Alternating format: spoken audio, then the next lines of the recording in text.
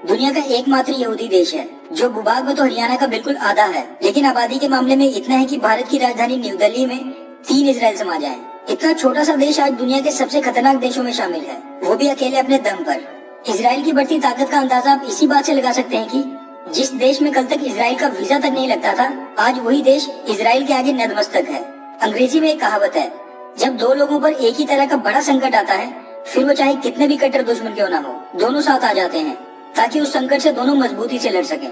ठीक ऐसा ही हुआ है मिडिल ईस्ट में भी, जहां बरसों से दो दुश्मन देश एक ही संकट सर पर आने से एक साथ हो गए हैं। दरअसल यहाँ पर बात यूएई और इजराइल की हो रही है, जिन्होंने एक शांति समझौते पर हस्ताक्षर किए हैं और दोनों ही देशों ने मिलकर अपने सबसे बड़े दुश्मन ईरान की रातों की नींद ही उड़ा दी है। ईरान और इजराइल की दुश्मनी तो जग जाहिर है, इसीलिए अब शांति समझौते के बाद ईरान ने यूएई को भी हमले की धमकी दे दी है। फिलहाल मिडिल ईस्ट के कई देश अमेरिका के साथ होने के कारण आज भी ईरान के संभावित हमले के खतरे में जी रहे हैं, और इसी चीज को देखते हुए सऊदी अरेबिया तो पिछले ही साल भारत को पीछे छोड़कर हथियारों का सबसे बड़ा खरीदार देश बन गया था। ऐसे में ये सभी देश बिल्कुल नहीं चाहते कि ईरान के पास न्यूक्लियर हथियार आए,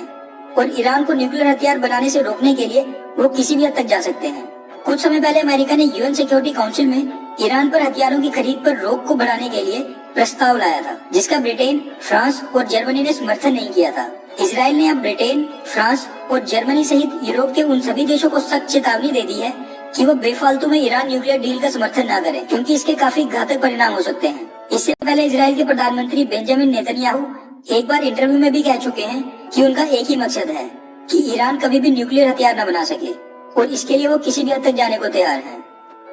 माना जा रहा है कि अगर इजराइल को थोड़ी सी भी भनक लगी कि ईरान किसी जगह न्यूक्लियर हथियार बना रहा है, तो इजराइल उसी समय ईरान में अंदर घुसकर ईरान की उस जगह पर एयर स्ट्राइक कर देगा। इतिहास में पहले भी ऐसा 2 बार हो चुका है, जब इजराइल ने 1981 में इराकी न्यूक्लियर रिएक्टर और 2007 में सीरियन न्यूक्लियर रिएक्टर पर हमला करके दोनों को नष्ट कर दिया था। इसीलिए कहा जाता है कि इजराइल एक ऐसा देश है जिससे कोई भी छोटा बड़ा देश कभी भी दुश्मनी नहीं चाहेगा। 2014 में नरेंद्र मोदी सरकार आने के बाद भारत और इजराइल के रिश्ते काफी सुधरे हैं, और दोनों ही देश मुसीबत में एक दूसरे का साथ देते हैं। इजराइल की इस बढ़ती ताकत और भारत के साथ दोस्ती के बारे में आपकी क्या राय है, नीचे कमेंट करके